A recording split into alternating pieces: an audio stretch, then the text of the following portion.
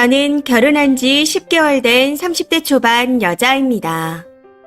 혼인신고는 하지 않은 상태이고 아기도 없습니다. 결혼 전부터 시댁 관련해서 속상한 일이 한두 번이 아니었지만 남편 하나 믿고 결혼했습니다. 그런데 지금은 그걸 뼈저리게 후회하네요. 처음 아니다 싶었던 건 시댁 가족여행에 저를 초대했을 때였습니다. 당시 상견례를 하기 전 결혼을 허락받고 날만 잡은 상태였었죠. 남편에게는 여동생이 있는데 일찍 결혼해서 아이가 초등학생입니다. 참고로 시누이는 저보다 1살 많고 시부모님이 모두 돌아가셔서 명절에도 친정 식구들과 항상 붙어 지내는 편입니다. 해서 당연히 시누이 가족들도 함께 갔었고요. 아무튼 여행 전날 생리통이 너무 심해서 잠도 못 자고 엄청 예민한 상태였습니다. 어찌됐건 예비 며느리로서 가족 여행에 초대했으면 대우를 해줘야 하지 않나요? 그런데 호칭을 아예 부르지 않는다거나 땡땡씨라고 이름을 부르더라고요. 기분이 좋지 않았지만 사소한 일이었기에 저도 너무 예민하게 생각하지 말자 하고 넘겼습니다. 그런데 문제는 이때가 코로나 시기라 가족들이 다 함께 식당에서 밥 먹을 수 있는 상황이 아니었다는 겁니다. 거기다 남편이 제가 요리를 잘한다며 설레발치고 자랑을 해대는 바람에 갑자기 아침 당번을 하게 되었다는 거죠. 그래서 남편과 아침 일찍 일어나 요리를 하는데 밥상을 다 차릴 때까지 단 한 명도 수저 하나 놓을 생각이 없더라고요. 그냥 도와줄 생각 자체를 안 하는 것 같았습니다. 시어른들은 그렇다 치더라도 시누이는 나와서 도와줘야 하는 거 아닌가요? 밥상을 다 차리고 나니 자다가 민기적거리며 나오는데 뭐라고 표현할 수 없을 정도로 기분이 나빴습니다. 생리통 때문에 몸도 안 좋은 상태이기도 했고 아무 생각 없이 편하게 늦게까지 영화 보고 아침까지 푹 자고 있는 시누이를 보고 있자니 더 그랬던 것 같습니다. 시누는 공주처럼 편하게 있는데 저 혼자 고생하며 남의 집 일만 하다 온 것 같아 많이 속상했었죠. 이 때문에 여행에 다녀와서 남편하고 정말 많이 싸웠지만 여차저차 대화로 풀게 되어 결혼을 준비하게 됐습니다. 그런데 이때도 친인척 인사 문제로 너무 힘들더라고요. 인사드릴 가족들이 너무 많았거든요. 아버님 쪽의 형제, 셋째 할아버지, 둘째 할머니, 육촌 어머님의 둘째 이모, 셋째 이모, 큰 외삼촌까지. 여기저기 끌려다니며 인사를 해야 했습니다.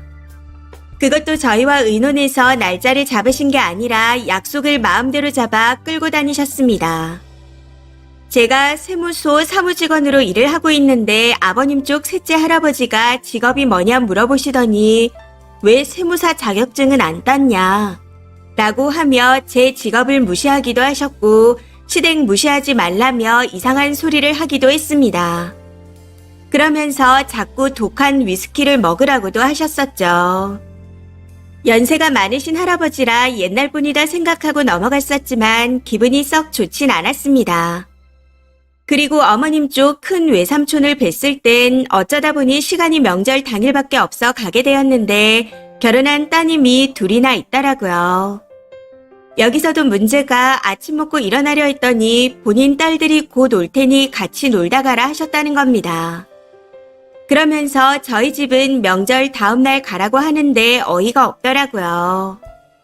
본인 딸들은 명절에 시댁 갔다 친정 오는데 결혼도 안 한 저한테는 가지 말라고 하니 황당할 수밖에요.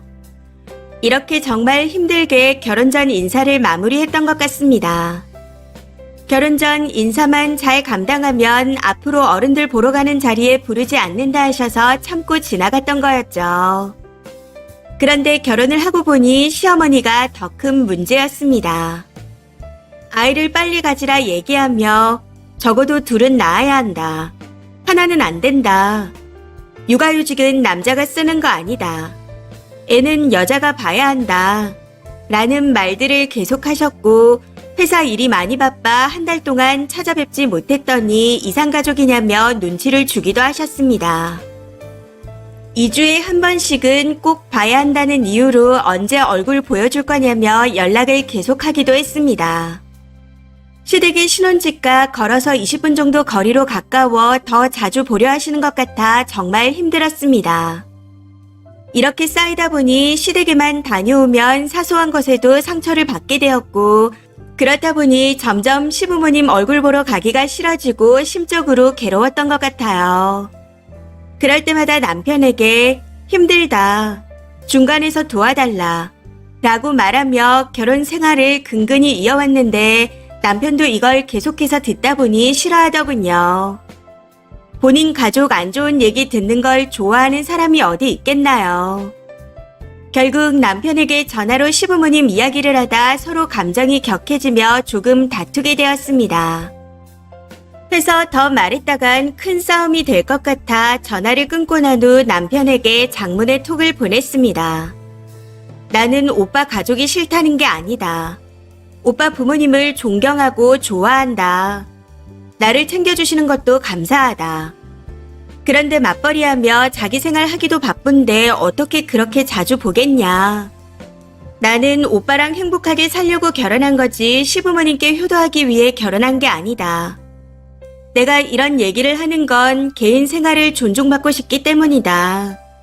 그렇다고 시부모님을 안 챙기겠다는 건 아니다. 너무 자주 보는 걸 안 하고 싶다는 거다. 처음에는 나도 자주 찾아뵙지 않았냐. 그런데 너무 자주 뵙다 보니 사소한 걸로도 정신적 스트레스를 받아 적당한 거리를 유지하고 싶다는 거다. 내 할 도리는 다 하겠다. 시부모님은 어느 정도 봐야 자주 본다 생각하실지 모르겠지만 내 기준에선 한 달에 한 번도 많은 거라 생각한다. 그런데 통화하실 때마다 얼굴 안 보여준다, 얼굴 까먹겠다 말씀하시니 스트레스다. 나를 좋아해 주시는 건 알겠지만 좋아해 주는 방식이 버겁다.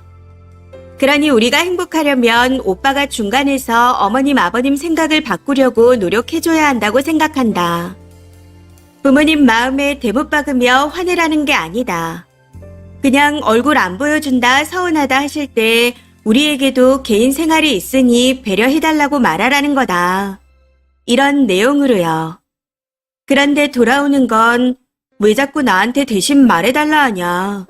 그냥 한 귀로 듣고 한 귀로 흘리면 안 되냐. 하는 식으로 전부 저 혼자 감당하라는 말뿐이었습니다. 이렇듯 좋게 이성적으로 말하려 해도 대화가 안 되니 결국 크게 감정 싸움까지 하게 되었네요. 그런데 오늘 시어머니께서 전화를 하셔서는 너네 나 때문에 싸웠다며. 오늘 아들이 전화와서 너랑 못 살겠단다. 시댁만 갔다 오면 들들 볶았다고 들었다. 내가 언제 시집살이를 시켰냐? 더운데 일하느라 고생하는데 사람을 왜 괴롭히냐? 지금까지 우리 아들이 이렇게 힘들게 살아왔냐? 라고 하며 저한테 따지시더라고요. 그러면서 시댁에 다녀와서 속상한 게 있으면 혼자서 삭혀야 한답니다. 남자들은 원래 시댁 얘기하는 걸 싫어한다고요. 이유에도 예민하다. 시댁이랑 가깝게 지내려고 노력해야 하는데 뒤에서 남편한테 그딴 소리나 하고 있었냐. 앞뒤가 달라서 정 떨어진다. 이제 신경 안 쓸 거고 아들의 결정에 맡기겠다. 아기도 없고 어차피 혼인신고도 안 했으니 갈라서도 상관없다. 하며 막말까지 하셨습니다. 그동안 알면서도 아니라고 부정해왔었는데 인터넷에서 자주 보던 악덕 시어머니가 저희 시어머니였습니다. 거기다 믿고 결혼했던 남편 또한 부부 사이에 있는 사소한 일을 해결하지 못하고 마마보이처럼 엄마한테 할 말 못할 말 구분 없이 쪼르르 일렀다는 게 너무 충격적이었습니다.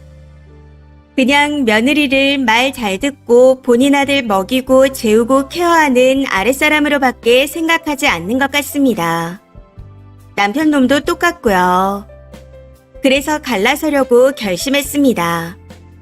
주말에 짐 챙겨서 나올 예정이고 반반 결혼이라 재산 분할도 쉬울 것 같습니다. 결혼 전부터 신호를 줬었는데 무시하고 결혼했던 제 잘못이었네요. 그래도 혼인신고 전에 본 모습을 알게 되고 이 결혼을 아니라는 걸 깨닫게 되어 다행이다 싶습니다. 한편으로는 제가 이런 일을 겪었다는 게 너무 속상하기도 하고요. 늦은 밤 잠도 안 오고 답답한 마음에 속풀이라도 해보고자 글을 써봅니다. 댓글입니다. 첫 번째. 혼인신고 전이라니 다행입니다.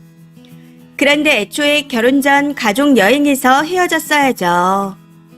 그도 아니면 친척들에게 인사드리러 끌려다닐 때라도 그만뒀어야 했습니다. 친척들조차 전부 정상이 아닌데 그 꼴을 보고도 결혼했으니 지팔직곤이죠. 지무덤 지가 판 거밖에 안 되니 원망할 것도 없습니다. 깊이 반성하시고 앞으로 사람을 만날 땐 신중 또 신중하세요. 두 번째. 상견례도 전에 가족 여행에서 그리 불임을 당했는데 결혼을 하신 건가요? 남편 믿고 결혼했다 했는데 도대체 남편의 뭘 믿고 결혼하신 건지. 그래도 이제라도 평화를 찾게 되어 정말 다행입니다. 혼인신고 전이라니 재산 제대로 분할하시고 하루빨리 갈라서세요. 세 번째.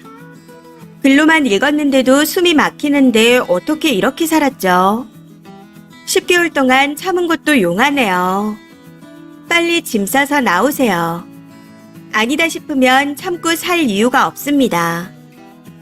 내 인생을 위해서 살아야죠. 마마보이 아들 반품하면 못된 시어머니만 힘들어질 뿐이니 하루라도 빨리 짐 싸서 나오세요. 네 번째. 계속된 신호를 무시한 지팔직곤의 정석이네요. 모두 본인의 잘못된 선택으로 일어난 일들입니다. 그나마 다행인 건 그래도 서류는 깨끗하다는 거네요. 이제라도 다 털고 나오세요. 더 지체하지 마시고 재산 분할 제대로 하고 나오세요.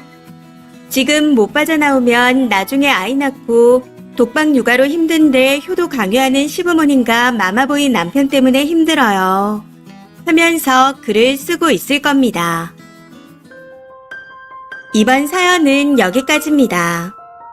시청해주셔서 감사합니다.